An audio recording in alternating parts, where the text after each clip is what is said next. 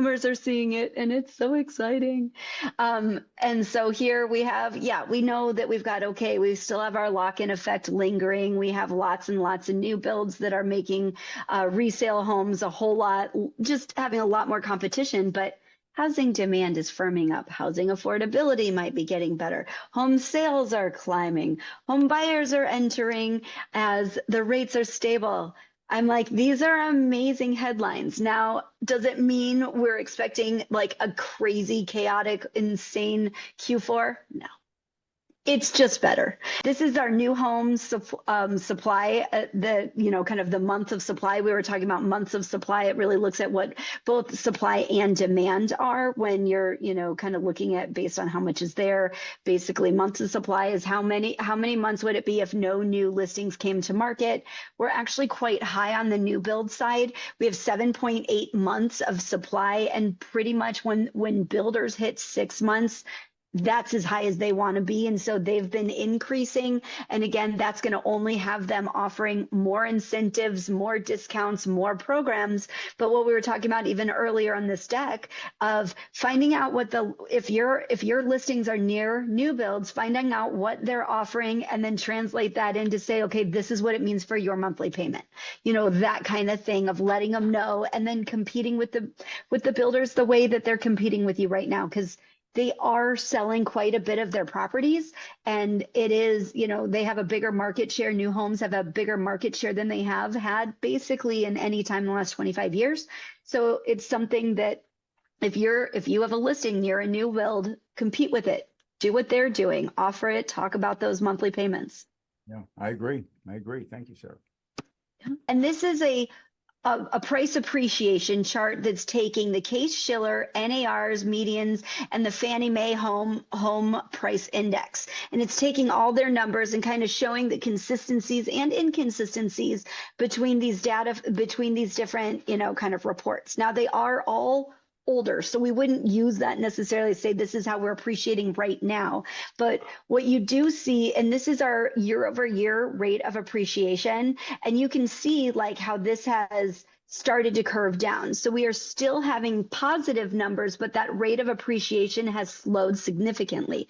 And the benefit for this, because it's been more gradual, but the rate of growth slowing is very good to get our buyers coming back to us. That's why when they talked about affordability, it's really just it's about flattening that change. So it's the rate of change that is what freaks people out. It's not so much that, actual price.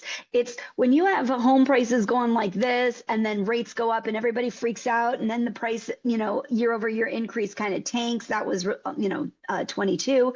Then in 23, we kind of been coming up, but 24 is really flattened out. And you really see that here. And this is why we've had buyers coming back in. Yeah, for sure. Homes are still appreciating, though. It's just that this is still positive. This is still positive growth. Yeah, the rate of appreciation has slowed, but I personally think that we'll see more buyers flood into the market next year when rates do come down. They will, then we sellers, and I think this will turn around, but we'll wait and see. I do. Yeah. This is where we are currently. This is just where our stage is. And in order, and I do agree that we will have it, because when it's always, what is that point when consumers are like, okay, that's my number, that's my price point, that's when I'm ready to go. And then they go.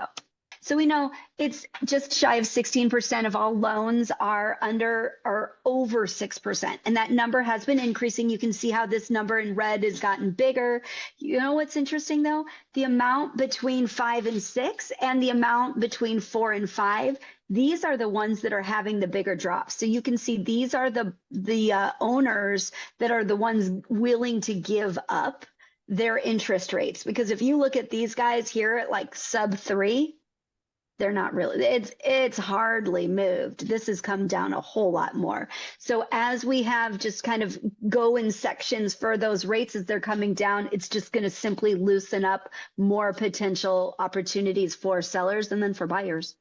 Yeah, that's really interesting. It makes so much sense. 56% of loans are under 4%, and they're just holding steady. They're just not giving them up. They're They're just, not giving them up. yeah. And you see that trajectory, it just really, and that slope gets, less and less steep. It's just such cheap money. It's such a good, it just makes the home you own, when you have such a great rate, it makes the home you own such a good deal because it's going up in value at right now 4.5, 5.5%. And you got a loan there at 3, give or take 3.5.